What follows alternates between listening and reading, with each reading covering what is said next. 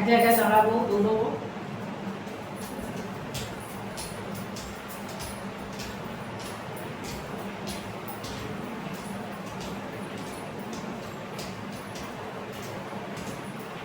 হাতটা 1 2 3 4 5 6 7 8 9 10 11 12 13 14 15 16 17 18 patient 1 2 3 4 5 6 7 8 9 10 দেখো পাঁচশোলা করবো, হাত পায়ে ঠেকাবো।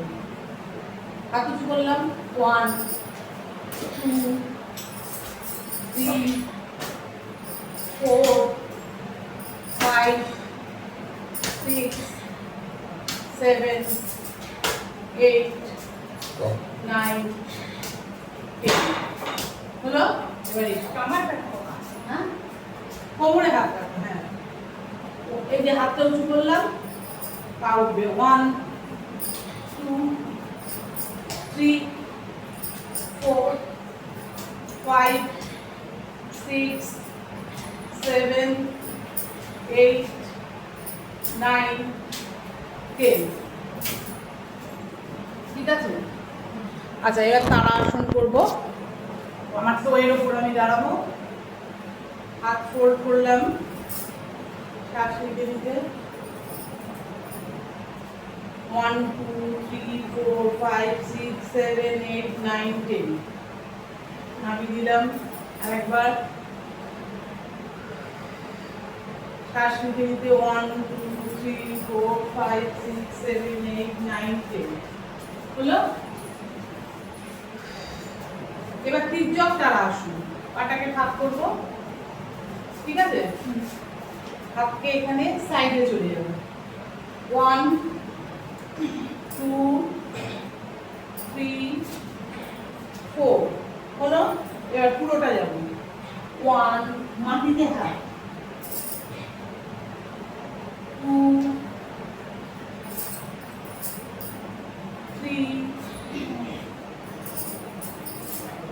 4 হচ্ছে না। আবার সুন্দর করে ওইভাবেই হাতটাকে তুলবে, ঠিক আছে। হাতটাকে পুরো এরকম ভাবে তুলবে, ওইখানেই ছেড়ে দেবে না, ঠিক আছে। লকই থাকছে। এবার দেখো পদহস্তাসন করছি, দেখো মানে একটা আসন যখন করবে তখন সেটা শুরু থেকে শেষ পর্যন্ত করতে হবে, মাঝখানে ছেড়ে দিতে যাবে না। এইখান থেকে আমি হাতটাকে এরকম নামিয়ে দিলাম, সেটা কিন্তু হবে না। দেখো পদহস্তাসন, হ্যাঁ এরকম দুটো হাতকে দুদিক দিয়ে তুললাম, শ্বাস বললাম, পেছনে গেলাম, শ্বাস ছেড়ে নিচে নামলাম, পায়ে হাত রাখালাম, চেষ্টা করবো মাথাকে হাঁটুতে স্পর্শ করো, স্পর্শই হবে না হাঁটুতে, ঠিক আছে। যেটুকু হয়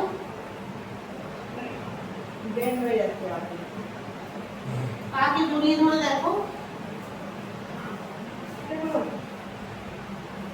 এটা মাথায় ব্লাড সার্কুলেশন ভালো হয়। আবার এখানে হাত রাখলাম, এইবার পুরো তুললাম, শ্বাস নিতে নিতে সাইড দিয়ে নামালাম। এইটা হলো পুরো পদহস্তাসন পুরোটা, ঠিক আছে। আর দুবার বলো, শ্বাস নাও, শ্বাস ছেড়ে দিয়ে নিচু হও, আবার শ্বাস নিতে নিতে তোলো, হ্যাঁ শ্বাস ছেড়ে দিয়ে দু হাত দিয়ে পা দিয়ে নামাও। আরেকবার শ্বাস নাও, শ্বাস ছেড়ে দিয়ে সাইডে, হ্যাঁ আবার শ্বাস নিতে নিতে। এবার ধরো যাদের খুব ভুঁড়ি আছে, সেটা র্যান্ডম প্রসেসে করবে, র্যান্ডম করতে থাকবে। কিভাবে? তখন অত কিছু আমরা করবো না। 1 2 3 4 5 6 7 8 9 10 11 12 13 14 15 16 17 18 19 20 এরকম হবে র্যান্ডম প্রসেসে। ওতে কি হয়, ভুঁড়ি কমে যায়, জোরে জোরে, হ্যাঁ। তো এক্সারসাইজ বেশি হলে কি হয়, শরীরে হ্যাঁ